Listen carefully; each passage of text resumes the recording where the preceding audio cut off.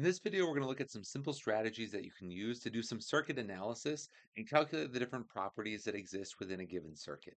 Now, to start us off, let's do a quick review of parallel circuits and some of the things that we know exist when you have branching pathways. Now, here is our water flow diagram of what's going on. The battery lifts it up, the charges go around, and then they split off into two different possible resistors. Here is another view of what that might look like. Now, for each of these, we know that they have separate branches, and the current splits up between the different pathways.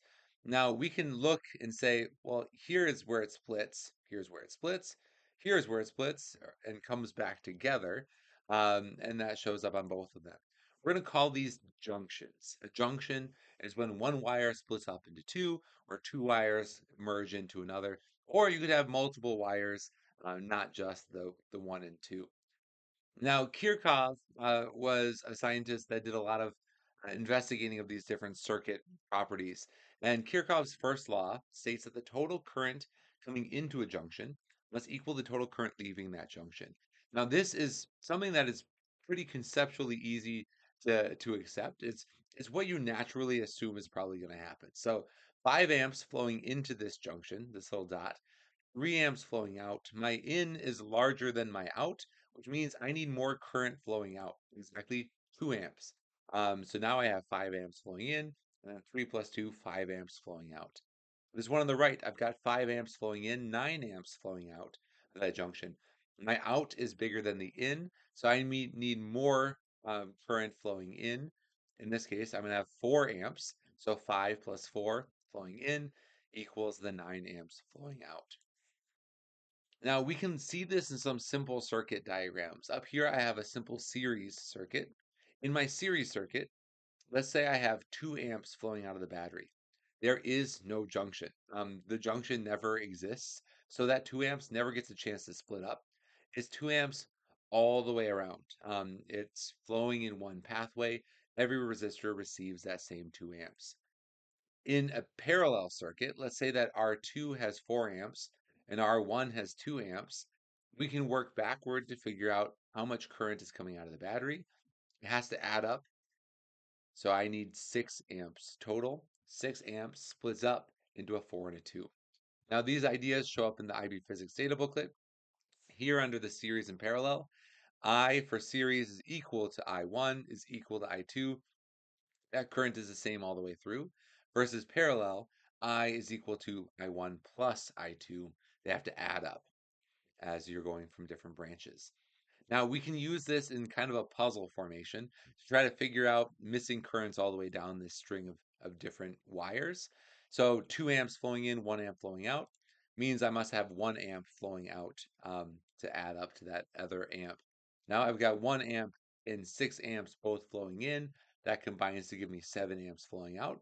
7 amps flowing in, 3 amps flowing out, which means I need another 4 amps flowing out. So that's 7 in, 7 out. And then 4 and 5 both flowing in results in 9 amps flowing out. Now, this is kind of an interesting exercise to see how we can combine all of those different junctions. But this itself is not a circuit. That does not have a continuous path that comes back to the beginning. This one is a circuit. So here, we should be able to see these junction rules at play. Now, there are some other things that are missing in this diagram. We don't have any resistors. We don't have any voltage supply, but the currents are labeled. So let's follow them around. We've got 2 amps flowing in.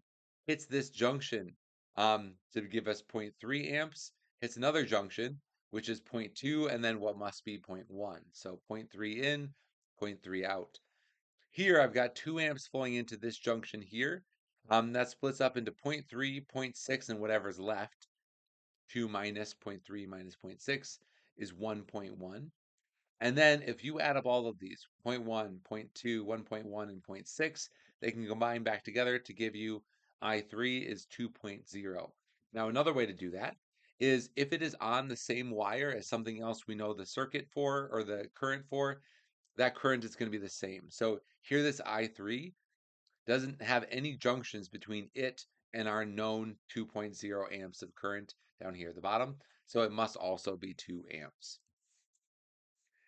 All right, let's go back and review the water flow model. In this water flow model, we have a battery that lifts up these charges, gives them energy, and then they flow down these different resistors, each time losing some of that energy. The 30 ohm dissipates more of that energy than the 10 ohm, but we see that loss happening.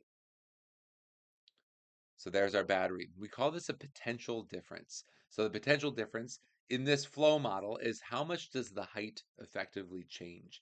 So the battery has a potential difference, and each resistor also has a potential difference. The battery is providing that voltage, the resistors are dissipating that voltage. Now, what we're talking about when we say potential difference is basically the change. It's the difference between two locations, the before and after that component.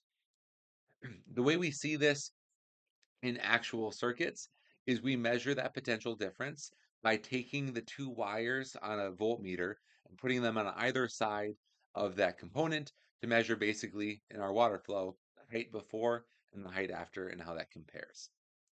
We refer to this as a voltage drop. When we look at the resistors, is how much voltage is being used up in that resistance. So if the voltage provided equals the total voltage drop across the circuit, we can look here at a simple series circuit. We've got 12 volts provided.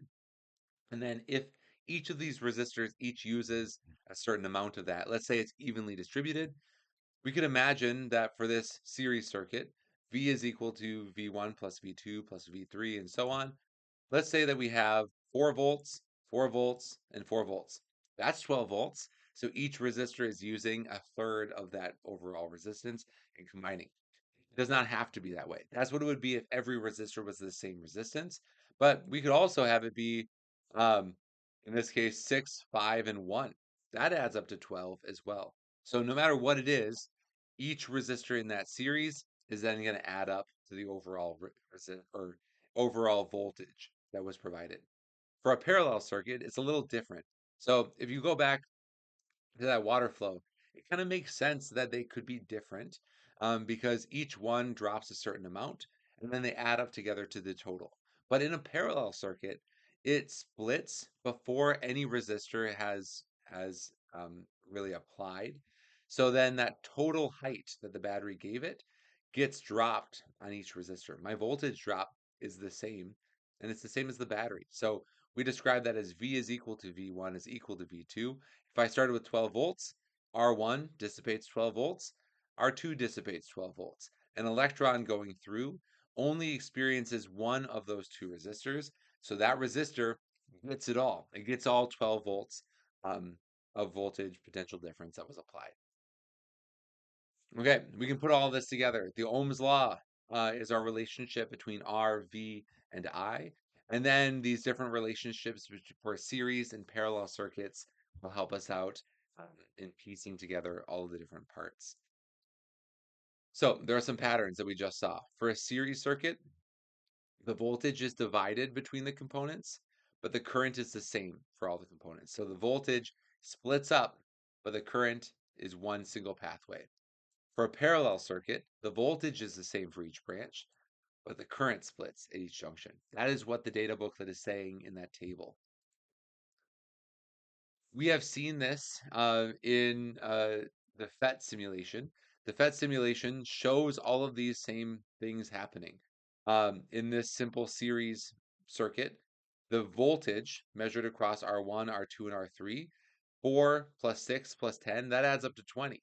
And the current was the same everywhere we saw it. One series circuit, the current's always the same. But in this parallel circuit, the voltage is the same, 24 volts for each, but the current splits up. It's 2 amps, and then that splits into 0.67 and 1.33. That adds up to 2 amps, and then it merges back together and is 2 amps again. I want you to be able to figure this out, though, without the use of a simulation and measuring the circuit directly. Instead, you can be able to do this just by looking at the numbers that exist in the circuit. And what I like to do when we first start learning this is to place this in a grid where we see this in this table, columns of voltage, current, and resistance. We could also add a fourth column for power if we wanted to, and then rows for each resistor, and then a row for the total. So basically the battery's experience in this circuit. Now, this battery has no idea that there are three resistors in that circuit. The battery experiences an overall resistance that's happening. These three resistors are connected in series. 1 plus 3 plus 2 is going to give us an overall total resistance of 6 ohms. That's what the battery experiences. It doesn't matter that it came from three resistors. The result is 6 ohms of resistance. So if there are 12 volts of voltage pushing against 6 ohms, that's going to result in a current that matches the voltage divided by the resistance. 12 over 6 is 2 amps. Okay, why I like this structure when I learn is it's a nice process that's similar to a Sudoku puzzle. If you have everything in a row or a column except for one thing, it means you can find that one thing. You have everything that you need. So we found the total resistance. We use that to find the current coming out of the battery. Now, because this is a series circuit, that current never splits. It's the same all the way through. So because there's no junction, that 2 amps of current is the same throughout. Now I have two of the three for each of these resistors. I know the current and I know the resistance. I can find the voltage. Voltage is just current times resistance. So 2 times 1 is 2 volts. 2 times 3 is 6 volts. 2 times 2 is 4 volts. I have completed everything in this table. I can do one last thing to check.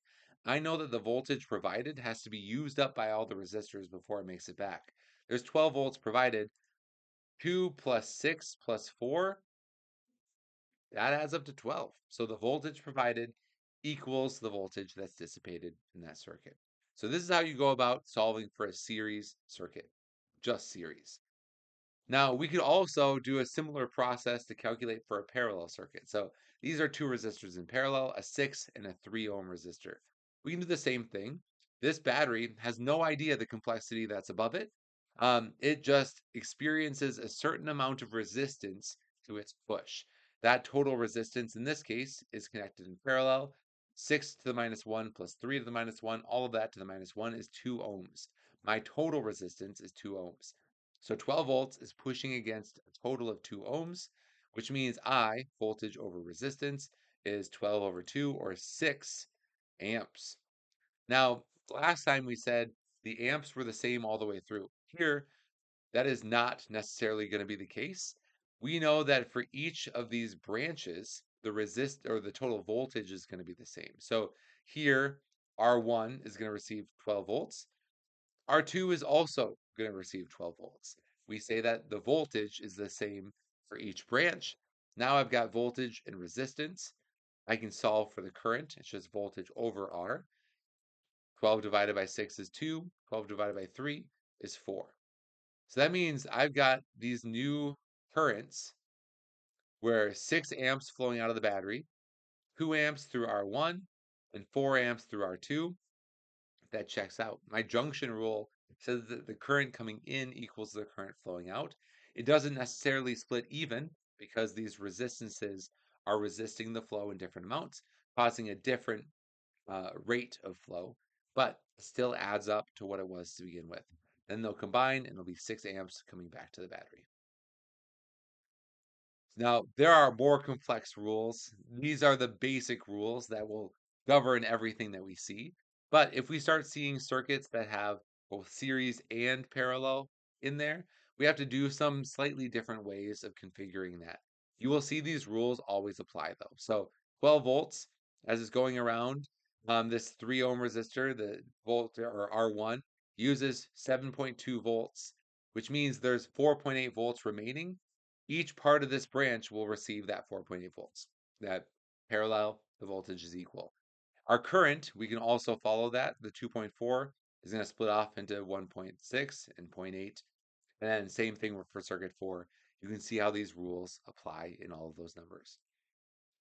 All right, in this video, we use Kirchhoff's first law to look at the junction. The current flowing in equals the current flowing out, but it might split and it might merge. We can calculate voltage, current, and resistance for every component in a series or a parallel circuit, and then compare the properties for a simple series and a simple parallel circuit, and describe how those different things combine with our mathematical formulas to help us solve for all of those known properties for the electrical circuit.